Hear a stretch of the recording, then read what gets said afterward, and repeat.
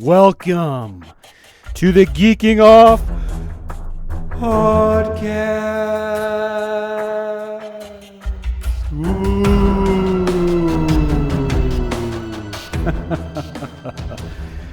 One of these days, maybe one of these days, I will chill it with these crazy intros.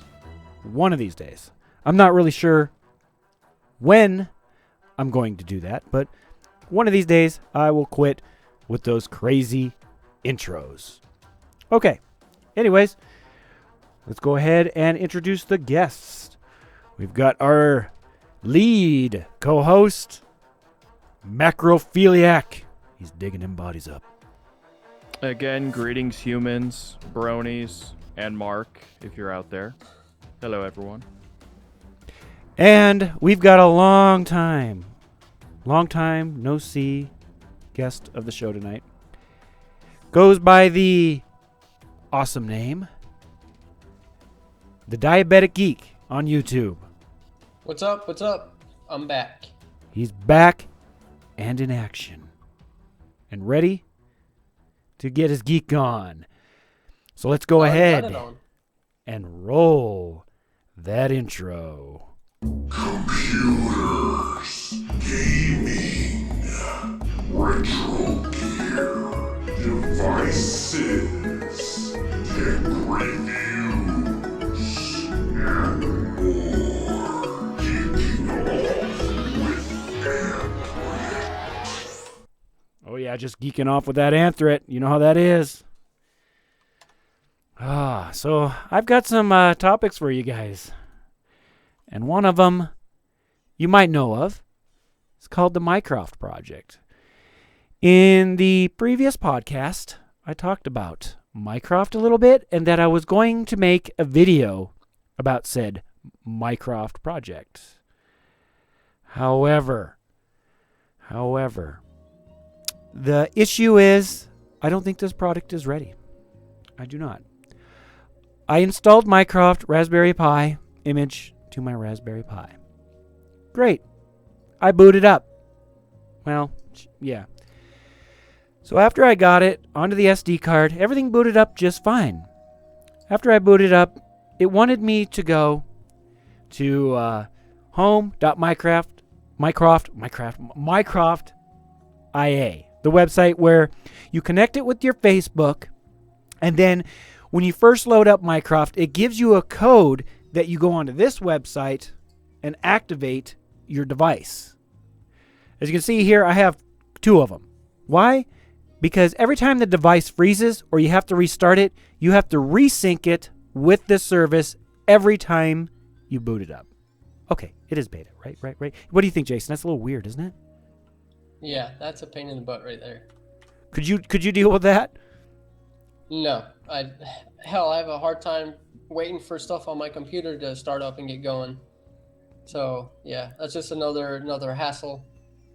Speaking of slow, this particular device, when I said, "Hey Mycroft, what is the weather?" Nothing happened. The terminal was doing stuff. And then 2 minutes later, he gave me an answer. I asked him again, "What time is it?" I sat there and waited and waited and waited. Nothing happened. And then a couple minutes later, I got an answer.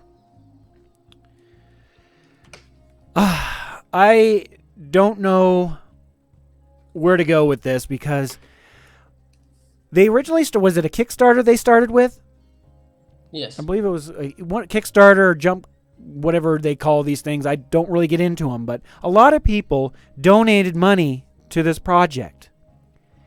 And I believe it's almost been like 2 years since this project's been announced. They had a great, weird promotional video. Mm-hmm. And I say that loosely because in the video they were saying they're going to run it off of Raspberry Pi 2 at the time. Problem is, the software can't run even on a Raspberry Pi 3.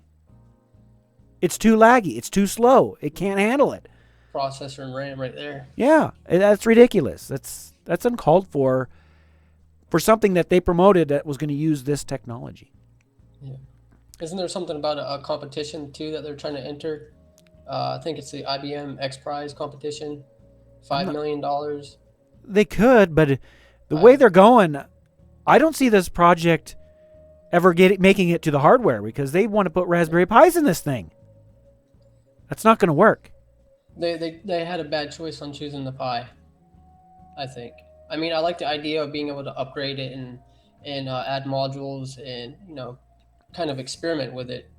But if it takes 2 minutes to find out what the weather is, why add something else that's just going to even slow it down even more? So it's like useless. It's a brick. It's a paperweight. Right. They might be better going with like an Odroid or one of these better beefed up smaller Absolutely. boards, but unfortunately the Pi is not going to cut it.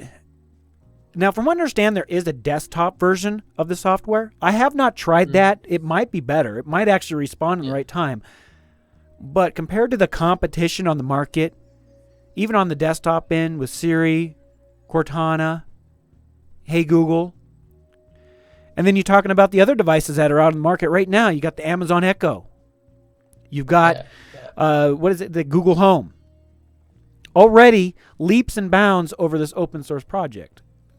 Being that this is an open source project, you would think, you know, okay, that it's more of a privacy thing, right? Mm-hmm. Well, they're running Google on the back end. And right now, they want a monthly subscription. You can do $1.99 a month or $19 a year. As it stands right now, after testing this product or the software on a Raspberry Pi 3 with its ridiculous lag and response time,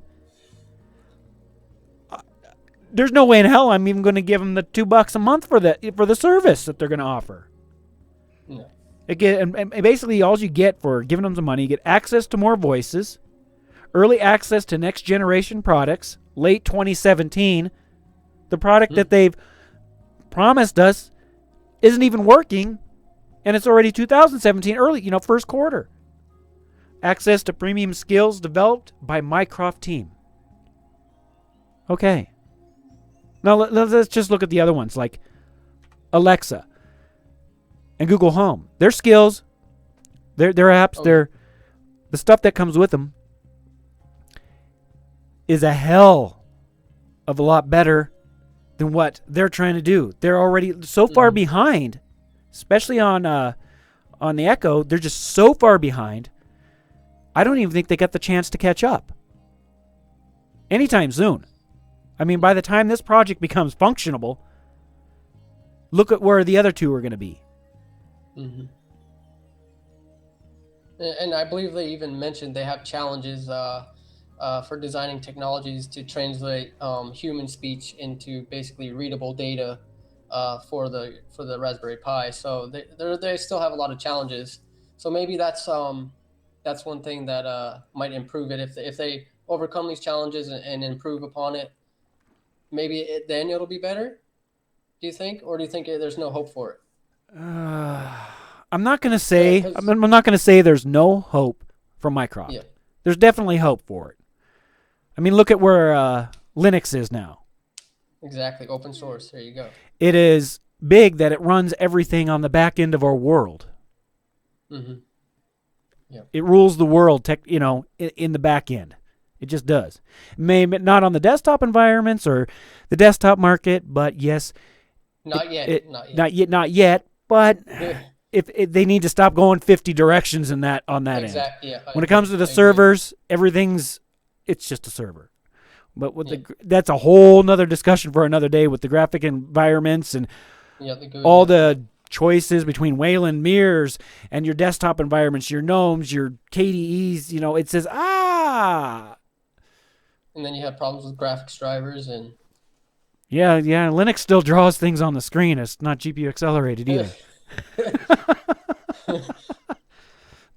And somebody was asking in the chat, Mycroft is a paid-only subscription. No, you can do it for free. You just don't get the perks of extra voices and access to the next gen, whatever they're planning on doing with this thing.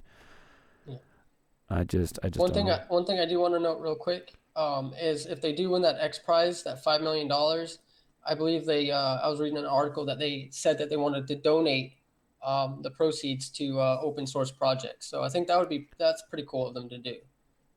Yeah, that is If they very, were to very, win. very nice. And Yeah. also take some money to kind of help your project a little bit more. Oh But yeah, they're gonna need I think they're the only ones out there trying to make an open source in-home automation, AI. AI solution. As far as that I know of, unless somebody else comes out of the woodwork out of nowhere and just blows Mycroft, away out of the water. Well, if they don't use that Pi, they use their Adreno board or something else. They got to figure out more RAM, more processing power for this. Yeah, they definitely need something a little bit more beefier. Yeah. And Macro, do you have anything to say about the Mycroft? That sucks. Just a side note. I looked into the project a bit more. I mean, I looked at it back when it was a new thing, back when it was an early Kickstarter. I found out the creator of it actually lives about an hour from me in Lawrence, Kansas. Wow. You got to go over Yeah, there it's- and tell them, what, You gotta go the over Raspberry Pi idea. You need to do something else. This isn't working. Well, I've Unless they actually been find a meaning way to interject on optimize it. that, Unless they because find a I'm way to not optimize completely it. I'm not completely convinced that the Pi is the problem. I think it's really software optimization. It seems to me that they're trying to go through several third-party APIs to do the processing, when there's actually optimization that can be had at the hardware level to pull this off actually very well. Now, when you want to compare it to something like Alexa, Siri, all of that, the device you're accessing those from is a thin client. It is not doing any native processing on board. Yeah, the Raspberry Pi maybe isn't quite up to that task. Text-to-speech is actually incredibly simple. We've been doing that on computers for almost 3 decades. Yeah. Dragon I Natural see this speaking, almost anybody? entirely as a software optimization issue. But we haven't. Neither of us have tried the desktop variant to say if that's any better. But if that's still slow and still shit, which I would assume it is, you could chalk it up to software optimization or lack thereof. Well, they did admit they have more challenges to overcome. So maybe that's one of them that they need to overcome. Yeah, I don't think they'll have any kind of mainstream success. You can't put it in the same league as the other other two guys. Yeah, this is definitely somebody like you and I, the tinkerers. I spent a whole Saturday toying with this thing. Setup was easy. Making the SD card, getting everything, the USB, every microphone hooked up to the device, getting everything set up. Took me about 10 minutes. Oh, okay. Trying to use the thing took me 5 hours. Yeah. Because I'm sitting there adjusting config files, SSH into it, trying to just make it work. And reading the forums and trying to get this to do something. And it wasn't doing anything. It's not ready for that type of use yet. I think there's a lot of potential with it, because I see it almost kind of more like an own cloud thing where it's more do-it-yourself. You could actually have it a lot more personalized potentially. There is a lot of potential there. It's kind of funny you say that, because I actually do have OwnCloud running on a Raspberry Pi 2 to sync files from my phone. I've been probably, since I made that video, it's probably been well over a year. Yeah, I've seen that. Now, the web interface is a little chunky and slow, but that's just the nature of the hardware I'm running it on, but I don't normally use it that way. I just use it so I can have my stuff synced up to it, and I can, SSH into this thing and get my files off of it and move things around, send things to the phone without having to plug in a USB cable. You know what I mean? Yeah. And have to sync it that way. It's nice. I like it. I like it a lot. But obviously that project, I don't know. It was kind of funny because I did HTOP under another user while using Mycroft. It wasn't using like more than 50% of the CPU at the time, barely touching the RAM. So that's where I'm confused if it's really software, not hardware. Yeah, the hardware was handling it, but the software had to think, watch the output on the terminal. Yep. And most of the time, I'm not sure. Maybe it's the servers on the other end, over here, on Mycroft's end, to get the information. Maybe it's just so delayed. It's like,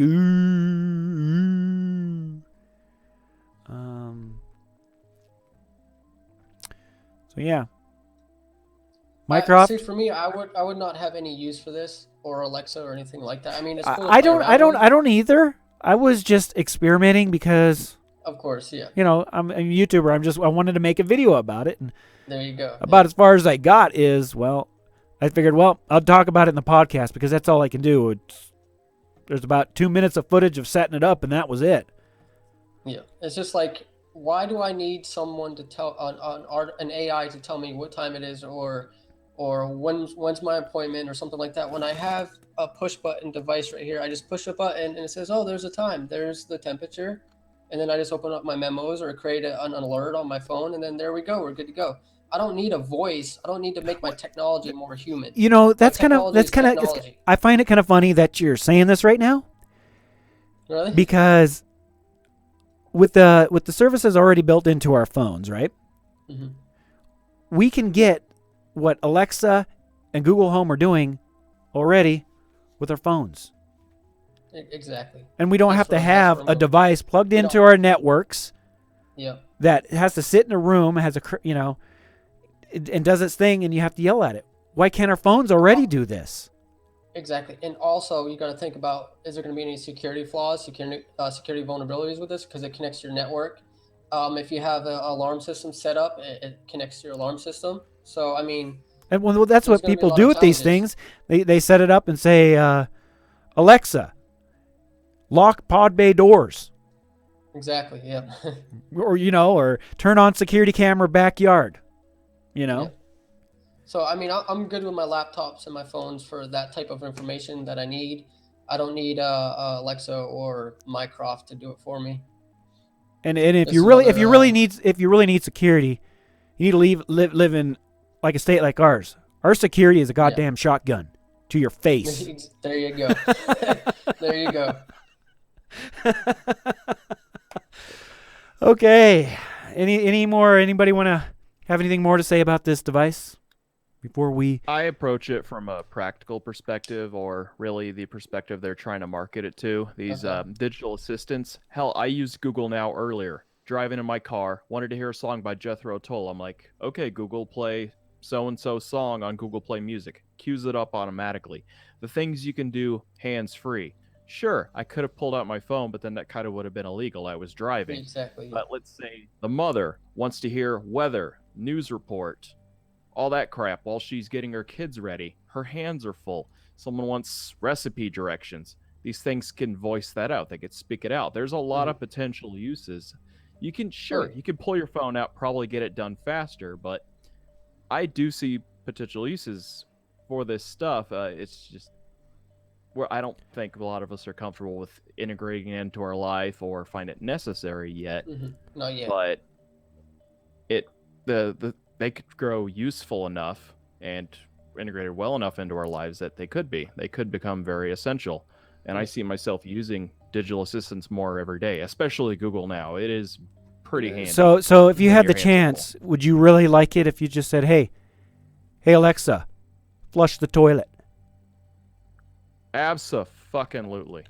Yeah, that would actually be pretty damn cool. That would be pretty damn cool. You know, And then I want my it. ass. I'm too lazy. Yeah, Alexa, wipe it, clean toilet. Now, if it took 2 minutes to do that, for her to respond, then no, I wouldn't be too happy about it. But be sitting there waiting. Come on now, hurry up. You're taking too long. You know, it's kind of funny because I got one of those fancy toilets from Japan. Well, it's not really a toilet; it's a seat that goes on the toilet. Okay. Trust me. Having my Call butt it a washed. bidet. Oh, Is yeah. it's one of those. And it's got heated seats and heated water. Oh, my butthole has never been happier. Don't think I'll ever have to use one of those. You need to get I was gonna. get Alexa integrated in that. No, gee. I was about to question your masculinity, but I'm actually really curious about that now. Yeah. Hey, I might maybe later in the year I might get the upgraded model. I want the one you can change between stream and pulse. Whatever you don't do, don't hit the button that says automatic tampon remover. Oh God. Huh. Yeah, that would clog the toilet real nicely. That would be painful. Now, They can reattach it. yeah, Google Home, turn on the bathroom. What happened to you, sir? Oh, my toilet ripped it off. Yeah, it's got a hole here. Anyways, how we got on from home assistants to our toilets. It's the future, folks. It's the future. Now, there's been a little itch under my skin, and I need to get this little itch off of my skin. This one is the most requested video editor to me from my audience. The video editor is a 3D, I guess, creation tool. It's called Blender. And I had this comes up as the most suggested. Why? I don't know. So I decided, well, I'm going to give it a shot. Watch some YouTube video tutorials, read through some tutorials, and you want to talk about the most complicated way, it makes Lightworks look easy way to edit your videos. Use Blender. And let's not even talk about how slow and horrible the rendering of your final project is in this thing. Wow. Have any of you tried to edit in Blender? Wow. Probably 3 years ago, I tried it, and I tried it for about a week, and watching many YouTube videos and documents and how-tos, I gave up on it because I didn't actually get any editing done. No videos, no vlogs, no content was produced with Blender. So I gave up on it and went to Sony Vegas. And that's what I think is kind of funny about this suggestion all the time, is people suggesting it to me are people who have maybe like one video on their channel. One video. Or no content whatsoever on their channel. Yeah. It's kind of contradicting when the person giving me the suggestion does not create content themselves. And it's not like you're getting something more with Blender. Like, it's not like you're going to like go and watch the video that they created with Blender and be like, wow, this looks so much better than Adobe Premiere or Sony Vegas. Like, I want this editing program. It's just an editing program. It's not going to, the hassle it outweighs the ease of use, or whatever you want to call it. To get, like, why would you want to use it? You need to get work done. For example, in Premiere, going back to it, I felt like or even when I was in Lightworks, using it was like a step back. Now, I'm going to say Kadian Live is still the best free open source video editor on Linux. But it's still slow. I mean, I don't mean the program's slow. I don't mean what it does is slow. It's the editing workflow is slow. I can pop into Premiere and bust out like that Windows 10 video you saw. That was done in 3 hours, including filming, editing. Wow. 3 hours. If I was doing that even on Lightworks, that would be an all-day project. Just use an FFmpeg to re-encode the footage to get it into Lightworks to even start editing it in its weird way, and it's a workflow. And when you edit videos on a regular basis, not a video here, not a video for Facebook, not a video of your wedding, or maybe one video that you're going to throw up on your channel, and that's all you're going to do. Yeah. When you do it on a regular basis, you need a program that can flow. You need something that flows. And Linux is kind of holding back in that department. I see, though, Kadian Live, forget OpenShot, don't touch it. Yeah, oh God. Kadian Live, I could see getting to that point. But for me, right now, I've got to get work done. I don't have time to screw with this crap. That's my thoughts on it. Yeah, I agree totally. One of the comments says, Premiere CS6. I used the Creative Cloud one. They recently upgraded to the, was it the 2017 version? Yeah, I just updated to it. And it's just nice to be able to open the program. I don't even have to re-encode my 4K footage. I don't have to run it through FFmpeg to start editing. I just put it in there. Import. It's like, best way to describe it, when you drive a manual transmission vehicle for a long, long time, and then you go back to driving an automatic. Yeah. It's a little bit smoother. You have less to think about. Now, if I was just a person who just did videos here and there, and that's another thing too. If you're a person who may have never used Sony Vegas, Final Cut, or Adobe, if you have never touched any of these products and started, say, editing in Kdenlive Live, because you've never seen or used anything better, I believe you're not going to, you know what I mean? You're off to a good start. Yeah, exactly. And the problem is you and I, we've edited using these high professional tools. Yeah. And then going on to Kdenlive Live or Lightworks, it's a step down. Mm-hmm. You know what I'm saying? It's like Yeah, it's like you got to give something up. And I I'd definitely check back in a few years. Have you ever tried video editing? I did it for about a year and a half, doing it just straight on Linux using Kdenlive Live and Lightworks. Yeah. It turned into the point. I'm serious. It turned into the point where I'm like, oh crap, I got to edit a video. It was like, this is a chore. Yeah. And now it's like back on Premiere. I'm actually having fun editing again. I'm enjoying the process again. It's fun.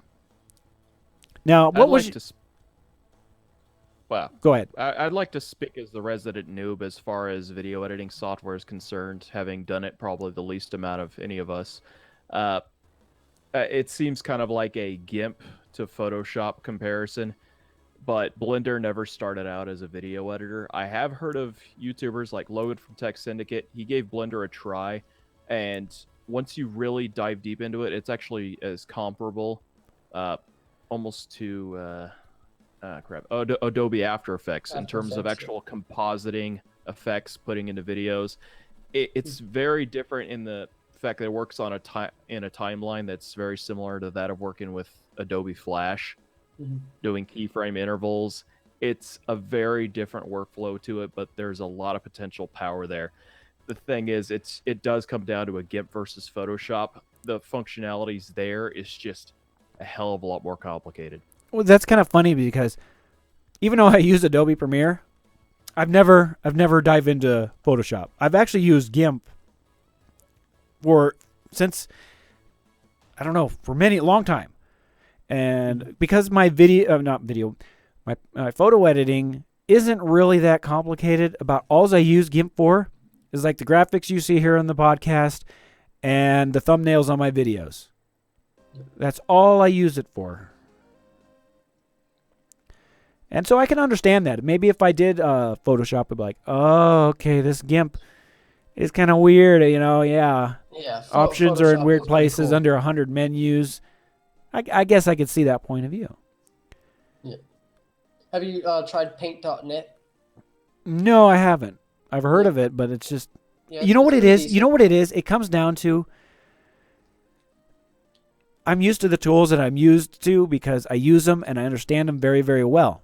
It's like for when you try to switch someone to Linux and you give them LibreOffice after they've been using Microsoft Office for many, many years. LibreOffice is total crap to them. It sucks because not only one, I've even seen it when I switch people over. Well, why is my document format all screwed up? I can't load my document. All the colors are screwed up. It's not loading the right fonts. My entire document's screwed up. And I don't know what to tell you. At least now with Office 365, it kind of helps. Mm-hmm. But when it comes to somebody who uses Office that much, LibreOffice looks like it's out of the dang 90s, interface-wise. Look at Office now compared to LibreOffice as, again, fallen behind. Yeah. Go ahead. I think LibreOffice was, I think LibreOffice and OpenOffice was really just more trying to be a love child to the old Office 2000 interface that even people like myself still like. All these open source, very few open source programs. But here's the don't have an question: awful- do you use? I don't know. You might not, but I guess going to ask: do you use Microsoft Office in a work environment every day for like the last 10 years in an office cubicle? Not for that long, but I have had to flip between things. I know where you're going with this. And you switch them over to LibreOffice, and they're looking at going, excuse me, my documents don't work. Now, for me, I use LibreOffice because I've created all my documents in that format. I think it even used to go by the name My Free Office back in the day. It was a long time ago. Some of you might actually remember that. It was called My Free Office. And it was a great little program because I didn't have Microsoft Office at home. The schools had it, but I didn't at home. But that made me lose my thought doing that. Okay. Is when you create your documents in LibreOffice, you can go to the other platforms and they look just fine. Now, when you go the other way around, everything gets a little wonky. I don't know how we got on LibreOffice from video editing, but there we go. But this is what I'm getting at. So, Jason, video editing on Linux, KDN Live, all that, what do you prefer? What do I prefer from Windows to Linux, or prefer from what type on Linux should I use for video editing? Well, let's leave operating system out of this. Okay, yeah. Let's just leave it the software. Okay, Adobe Premiere. There you go. I said it. And I agree. Adobe You said Premiere and Final Cut. workflow- Ooh. Yes, the workflow with Adobe Premiere it's so much easier, so much fluid. It's like going over from I was using OpenShot, and then I went from OpenShot to KDN Live, and I was stuck on KDN Live for at least a year and a half, and I was miserable every day. Like you said, it was a chore. I was like, God, I got to get these videos edited, and you kind of put it off. You don't want to do it, and then finally you sit down, and it's like, man, I should just like give up. I don't want to do it anymore. But then when you go over to Adobe Premiere Pro, and it's just like, wow, this is fun. Look how fast this is going. Oh, this is snapping just like, okay, there's no overlays. Okay, everything's going. Transitions are awesome. And then the playback and the preview is awesome. The encoding is great and fast. Like, it's kind of funny. Way faster than KDN Live. Oh, well, Premiere, you've met Mark before. And he edits using Sony. He is a Sony Vegas user. He can make a vlog at 1080p, and his rendering time is extremely slow. We're talking like 2 or 3 hours. But then again, I don't know. You've seen the setup. Wow. So with that, I'm gonna throw it into almost the BTLC section and send it out to those members. Maybe if we can get him in here. Yeah. We can kind of pick his brain about that. Because I do believe with Sony Vegas, you can use, what is it, OpenGL? Oh, yeah, OpenGL. It's kind of a little dated. Mm-hmm. I wonder if he's using his graphics for the processing and rendering. I'm not sure how he's Sony using- Vegas does it. It's an older version of Sony Vegas because Sony no longer maintains that. It's no longer Sony Vegas. If he's using an older version, he's not going to have any kind of acceleration like that because I was only added in recently. Okay. Yeah, I think Yeah, I don't know I what think version he's it using. was they sat behind the wheels like everyone else, and Mm-hmm. I'm kind of hoping Lightworks gets it because even though its workflow was weird, it still was fun and it kept me editing on Linux. I like it. I just like it. It would be Adobe Premiere first, Lightworks second. If I had to live in a Linux world, definitely Lightworks would do it for me. Unless, like I said, KDN Live kind of looks like, to me, kind of like the Sony Vegas knockoff version of that. And Lightworks is kind of like the Premiere knockoff, if that makes sense. Yep. I got a question for you, Anthony. If you had one 15-inch monitor and you had to use Lightworks or Adobe Premiere, what would you use? Ooh. What resolution is a 15-inch monitor? Yeah, what resolution is that? Well, let's say like 1366 resolution by 768, something like that. Ooh. I would have to go for Premiere because I know I can resize certain things to make it fit if I had to. I knew he was gonna say it. Because I'm just I knew thinking he was about gonna that. say I'm like, yeah, Lightworks requires a lot of room, and you sometimes the window can be stretched onto two monitors, and you Yep. can move things around. And that's the only thing I that's- kind of liked about Lightworks is everything was its own module. Because when you're in the program, it looks like a desktop environment, and then all your effects, all your tools are separate windows, so you can move them around anywhere. It was kind of a neat concept. Whereas Adobe Premiere, everything's attached. Yep. But You you can can actually, undock you can tools. undock. I was just about to say, I Yeah. do that from time to time. I undock stuff and edit that Yeah. way. And it makes for a fun experience. See, now if that's what kept me back from Lightworks on Linux. I didn't have like 3 or dual monitors set up. I had one monitor, and I tried using Lightworks on one of my smaller monitors. It was an HP monitor, and yeah, it was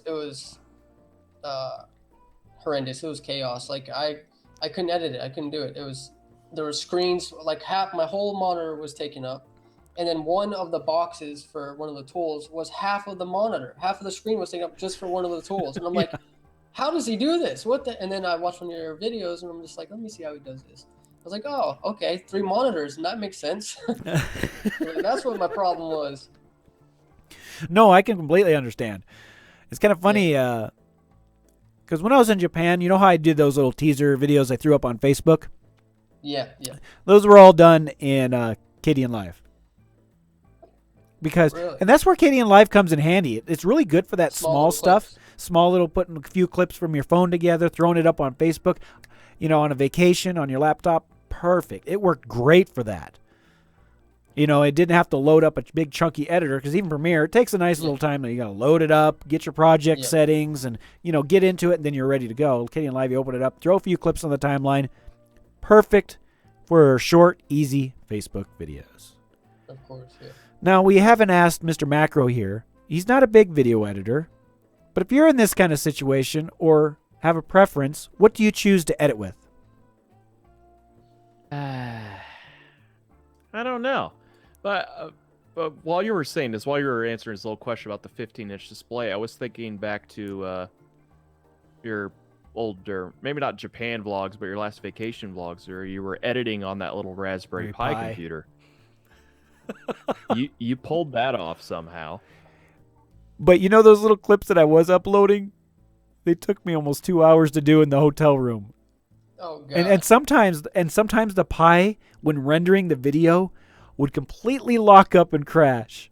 And of course I had to unplug it, plug it back in, do it again. Sometimes it took 2 or 3 attempts to get it to work. It's one of those things. Yes, you can do it. It's possible. But is it a fun, enjoyable experience to get to the end result? That's like, it's just like anything you do on Linux, especially when it comes to production. It's possible. You can do it. Mhm. It's the path you take to do it. It's like driving on pavement versus taking the dirt road with washboards in it. I got a question real quick. Whatever happened to iMovie? Is that still out? It's still a thing. Yeah. Yeah. Have you used it recently or? I haven't. I used it on the iPhone. It's okay. Okay. It's basic. It does get the job done. I've seen people do some impressive stuff with it, but most of them have moved up to Premiere or Final Cut Pro. Yeah. But it's pretty platform locked. It's not worth being in the platform jail.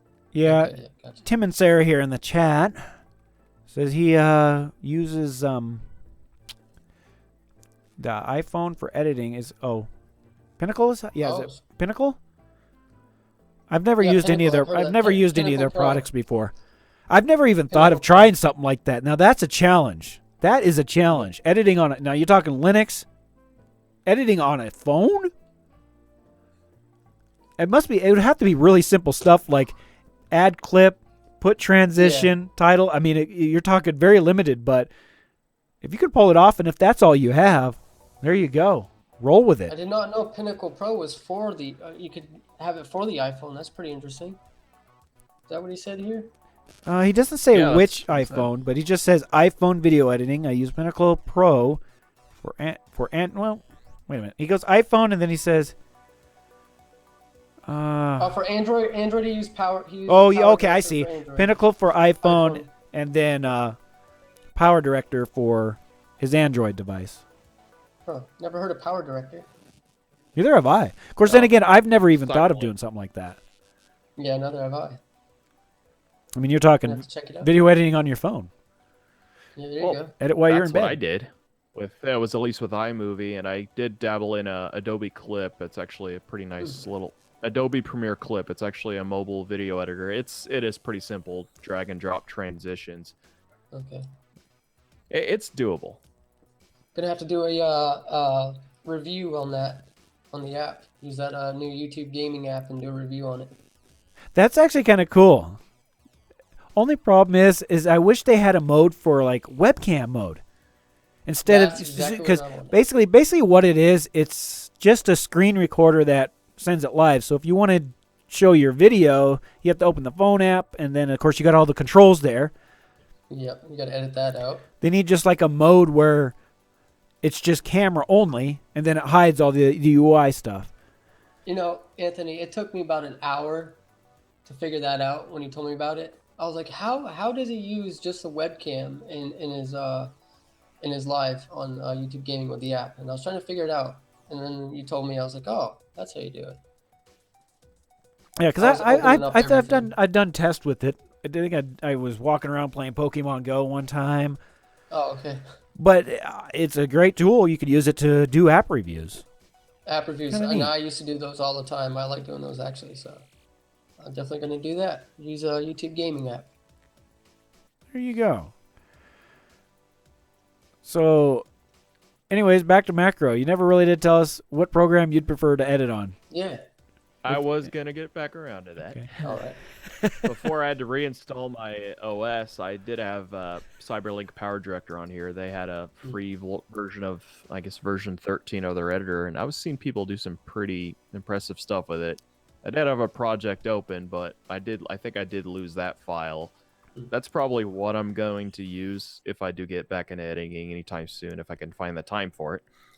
There was another program, and you told me about it. Is it that it's by that Black Magic? Someone suggested. DaVinci Resolve. Yeah, DaVinci Resolve. somebody actually suggested that one in my comments. But guess what? The Linux version is $1,000. Holy smokes. So thanks for the suggestion, but unless you want to give me, buy this for me, I'm not paying $1,000 There you go. out of my pocket right away to use their Linux version. I guess the Windows and the Mac version are free, but the Yeah. Linux version they charge for. That's And if real they're nice. going to ask you to use that on Windows, why not just use Premiere? I'm sure- Exactly. DaVinci Resolve does do some pretty interesting chroma key additions. It's a lot of professional stuff that we'd probably never get around to touching for the next decade. But yeah, stick to what's good. Yeah. It's easy. Okay. Well, let's see my notes here and see what I got kind of laying in the pot there, because I think I feel pretty good about that. I got it off my chest. I'm sorry. No. Hey. No to Blender. Thanks for the suggestion, but no. I still think that it's more of a GIMP is the poor man's Photoshop. Blender Yeah. at this moment doesn't know what it wants to be, but it's basically the poor man's Adobe After Effects and 3D Studio Max. Yep. Okay. I've got anything else you guys want to talk about now that we're just kind of in the random section? Can throw some ideas out there. What about all these Linux vulnerabilities that happened in 2016? What about the Oh, boy. Ubuntu OS, putting things up on the shelf, putting it in the closet? Anything? Got any ideas? Anything you guys you want to rant one about? second here. I was Well, reading the YouTube comments for you. Okay, so the Linux vulnerabilities, 2016. There was the what was it? The cow, The dirty copy cow. on write. Yeah, copy on write vulnerability. What was that? Well, That was out since 2007, I think it was. oh yeah, it was really old. It's been hiding in the back. Yeah, I mean, What I think is funny about this is when I first started using Linux, I always got into that hype. Linux doesn't have viruses, but Linux yeah, has something worse than viruses. It has vulnerability hell, especially last year and the previous years. These vulnerabilities keep coming out, and they're not just little teeny ones. We're talking things that can take root access and take over and own your machine. yep. Big stuff. And it's kind of made me think, it's like, okay, sure, it may not get a virus, but it may have some bad code. It's just kind of something that's, food for thought. I know a lot of people, that's one of their biggest things about Linux is, the next time a person comes to me and says, hey, I use Linux, I don't get viruses. I'll just look at them and say, yeah, but you got the vulnerabilities all right, Your world's not perfect like the other one. Stuff crashes in Linux just as much as they do in Windows. Trust me, I lived in the OS, purely Linux, for 2.5 years. Things are not smooth as Windows. And I'm telling you the truth. It's not as smooth as Windows. No. I'm sorry. I just had to get that out there. This is taking me back about a decade ago when I was trying to convert my parents from Internet Explorer over to Firefox. And my dad would have every argument in the book like, well, yeah, it's more secure because no one's using it. And there actually is, that, bless his soul, he's not much of a tech person, but there actually is some merit to that. That as something grows in popularity, user base, it becomes a bigger target. Well, So this could especially almost be an indicator. Well, especially it might not be everyone's using it in the desktop market, but it's getting used in the servers. Now you've got a target. Not only it's more than just a small target. Screw getting on somebody's phone. Screw hacking their computers. Let's get these cloud services running Linux. That's a target. That's a big target. That's something you want to get your hands on. All the juicy stuff. Yeah. And like someone here in the chat, Mr. Morris here, Linux updates break things. Well, yeah, so does Windows. Oh yeah. Both. Windows I think the only one I don't hear people complaining about updates breaking things are the Mac users. Mm-hmm. I don't hear much. Of course, not. I don't know. I'm not a Mac user, but right now all the Mac users are complaining because they can't plug in their USB devices anymore. They can't play their retro CDs in there anymore. They can't even plug in their headphones. Shots fired. Yeah, he did. Triggered. I don't know. I'm not an Apple user. I've never been in that system, so I don't know. I don't know what it's like. Although I heard their video editor. Bad. I've heard their video editor is the best on the market, though. What is it? Final Cut. Back on the video. Yeah, the Apple gel's not bad. It's just ignorance is bliss. And then on top of Mentality. it, computer hardware wise, you're paying more for your money. You could take the money you spend on a Mac and get something hardware wise a hell of a lot better. Oh hell yeah, absolutely. And people will pay for $400 for a Mac Mini with a dual core in it. A dual core. Make no mistake, you're buying a really nice piece of aluminum. It is actually really nice feeling hardware, but their markup is unfreaking believable. They didn't get to be a $1 trillion company worth more than most oil conglomerates by charging a fair little profit margin. Yeah. They sell you cheap crap. Yeah. In a really nice aluminum case. Really shiny. You might as well go for Mr. Lenovo and get your viruses in your board. Oh, please don't. No. Of course, the last laptop I bought was this Acer from 2010. It's kind of funny. I still use it. Right now, it's Next OS. Arch is coming off of this thing. I am sick of... as much as I loved Arch and using it, I'm getting sick of its update structure, so I want to try something else. I'm thinking of putting Solus on this one. It's another rolling release type distro, but at least I think they test their stuff before they go and push their stuff. Well, I'm kind of fed up with Arch right now. I'm ready for a new flavor altogether. Desktop environment, everything. I need to move on. So, in that, I guess kind of, since it's still the random area and everything, what Linux distros are you running, Jason, at the moment in your spare machines? Well, if we include the ones down here, I got Mint, Linux Mint, Mate Desktop. I got Arch set up on one of my hard drives, which I haven't booted up since I've been down here, so I got to definitely do that, do some installation and stuff like that. Now, if we're talking about virtual machines and machines that I have elsewhere, I got Gentoo, I got Ubuntu, I got Ubuntu Server and Ubuntu Desktop. I got Fedora. Wow, you got things going everywhere.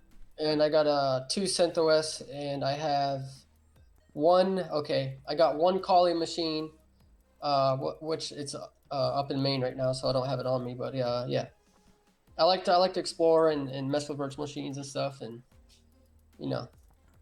break some stuff. Yeah. Oh, and I do have a Windows 10, so don't be hating. I got a Windows 10 out there. Yeah. Windows 10 would be a reason to be hating. Exactly. Well, okay. Triggered. Okay, wait 1 second, Anthony. What do you run with Adobe Premiere? You have to have Windows 10. Or a Mac. But I'm not going to pay for one of those. So are you want to spend $2,400 on a Mac laptop, or get an Asus for Windows 10 and use Adobe with that? Yeah, and so and for me, Arch on that one. Arch is running on all my little small Pi servers in the server rack. CentOS on one of them. All right. Got a Mac OS guy back here. That's Windows 98. That old Dell over there. Windows 98. Oh, man. Yeah. I'd love to mess around with that. And then 2 Ubuntu Mate machines. One's for my wife and one's the TV in the living room. Yeah. You, Mr. Macro. Man, I feel like I've been slacking. I used to run a little Acer Aspire netbook with 4 operating systems on it, and now I run like maybe 2 or 3 operating systems at most. Like I got a Chrome box behind me. I got Ubuntu Mate on my laptop here, Windows 10 on my main rig, Ubuntu Mate on my Xena workstation back there too. But I just really like Debian-based distros. They've always treated me well. Yeah. I think it's really because they're too much. They're a little bit more, I guess you would say, supported by software. Mm-hmm. You know what I mean? It's the one that when developers go to release their app, that's the one they usually go to first. I mean, they say Arch will get it first, kind of the testing thing, but for the most part, when they actually support it, like Lightworks, believe it or not, here I paid with a monthly service fee, and I went to go get support on their website when I was having issues. And when I told them I was running Arch, they didn't help me. They said, "Sorry, we cannot help you. We only support Ubuntu." Oh, wait a minute. Your site says you support Linux. Okay, they say they support Linux. There's many distros of Linux. But in the core end of it, it's all Linux. Exactly. So basically on their website they should say, "We support Ubuntu. Other distros, you're on your own. Sorry." Exactly. Instead of selling it that way. Yeah. And trust me, I've dealt with Lightworks customer support and they have pissed me off. One of the things they recently did, I got the new computer. Now, they just charged me, okay? They just charged me for the next month. So the next day after they charged me, I put up the new rig, and of course now my license is no good. It won't activate the software anymore. Oh, man. So I contact them and I said, "Hey, can you since I just paid, can you refund me that money and then I'll start a new license?" "Oh, we're sorry, we can't do that. You just can go ahead and create the new license, while this other one keeps charging you." So since it was through PayPal, I decided, I'm going to go through PayPal and do the protection on it, Yeah. I dragged that out for about a month and a half. I lost. But I dragged it out I made it hell for them for that month and a half for them to win it. But after that, it was just like, your customer service. And, just out of doing the nice thing for the person, saying, hey, my old computer died. I bought a new one. You just charged me for a new month. Why are you making me continue, you know what I mean? Continue to pay for a system that doesn't exist anymore. So, That is so I actually had to take him and actually block the subscription inside of PayPal, and that eventually stopped cancel everything. it. Yeah. Yeah.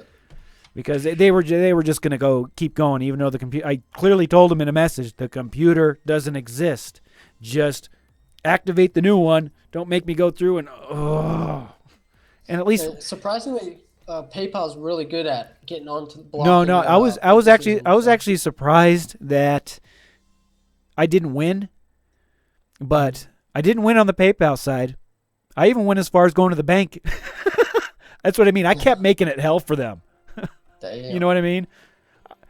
And so Man, they remember you. I still lost in the end, but it was fun dragging it out like that. Yeah, I bet. Dare I ask if you're still the package maintainer for that on Arch? I am, but nobody's offered to take me up on it yet. Which it hasn't updated to the newest release yet, and so as soon as people start bitching and they hit me up for orphaned package, I'm going to give it up to the first person that wants it. Nice. I mean, I'm not going to... Yeah.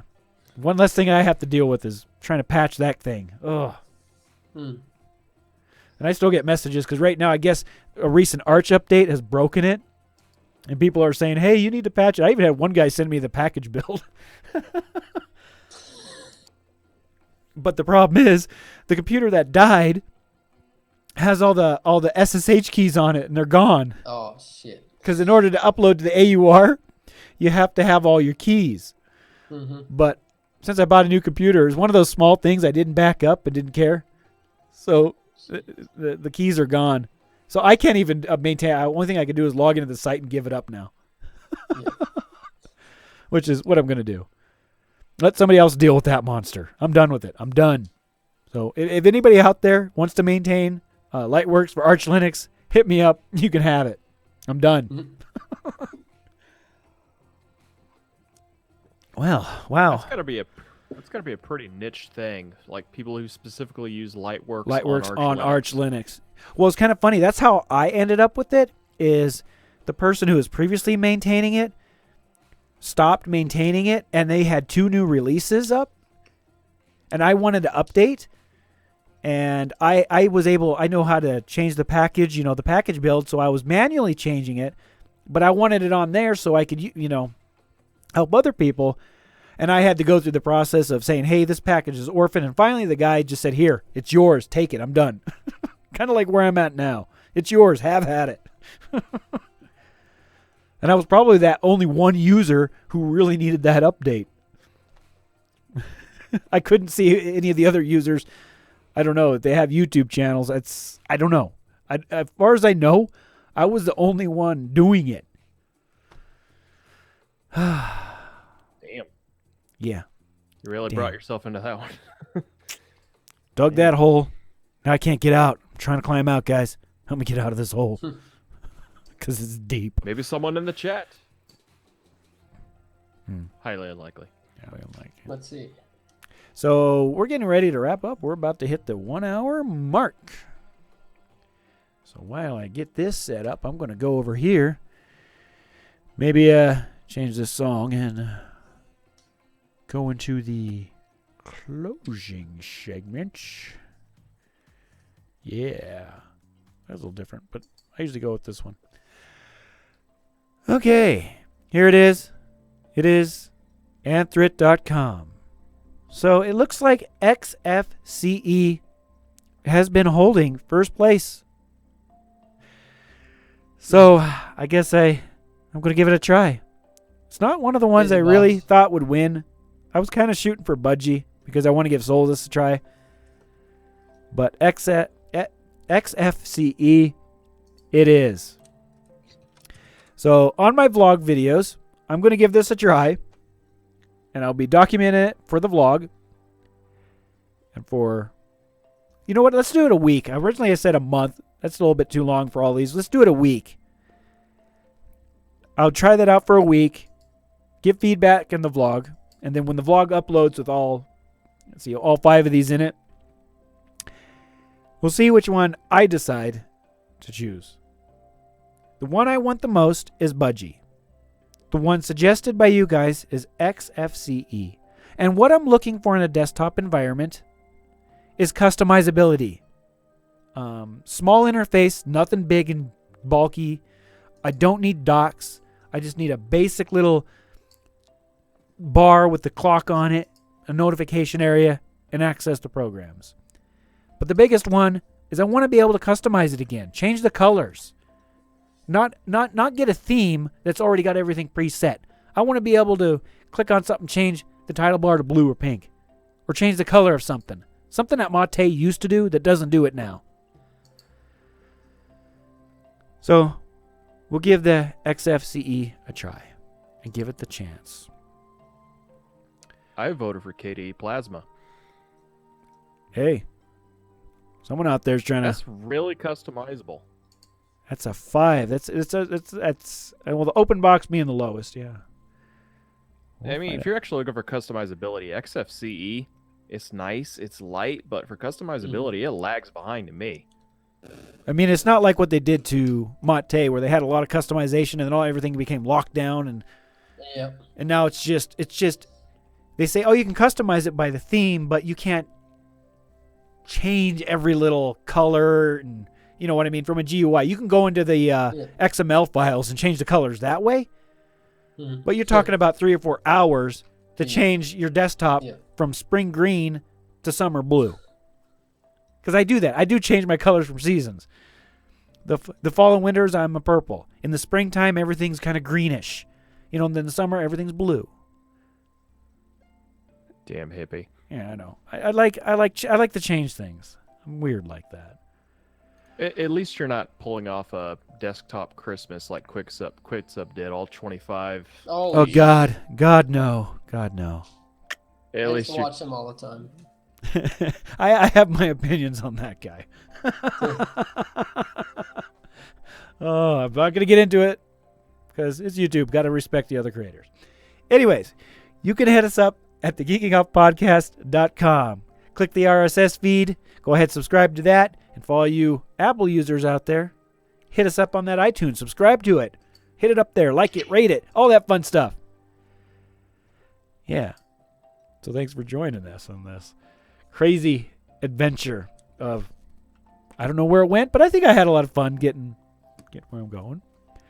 Don't know what next week's going to be about, but that's what's kind of fun, because now that I'm doing this weekly, I've been just dumping ideas into a Google Doc, and I'm just going to randomly pick from those ideas, or whatever people say in the comments, like the Blender people that get me all fired up. So, before we close out, Jason, go ahead. Shout yourself out. Tell people where to find you, where to follow you, all that good stuff. All right, guys. First off, I just want to thank everyone for watching and commenting on the live show. You can find me at geekbraindump.net and on YouTube at youtube.com/thediabeticgeek. Alrighty. And of course, Macro, you want to shout yourself out? We all know where to find you, I think. Twitter.com/macrophiliac, youtube.com/macrophiliac, also on Steam and just about everywhere else on the internet. I don't do much, but I'm around. He's lurking. Thanks for joining us, folks. In the graveyard. Yes. This has been Anthony from AnthWare, folks. And from this time and every time on, keep on clicking. This is Anthony from AnthWare, signing off.